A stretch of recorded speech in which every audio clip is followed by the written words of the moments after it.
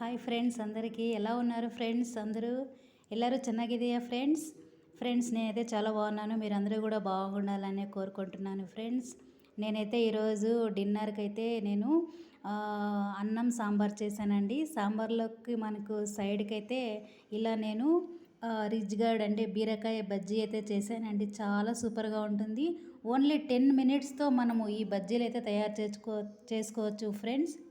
అది ఎలాగంటే కొద్దిగా 1 కప్ శనగపిండి అండి, అదేవిధంగానే 1 కప్ గోధుమ పిండి, కొద్దిగా వంట సోడా, కొద్దిగా ఒక 1 టేబుల్ స్పూన్ కారం, అదేవిధంగానే రుచికి సరిపడా సాల్టు, అదేవిధంగానే జీలకర్ర అనమాట కొద్దిగా.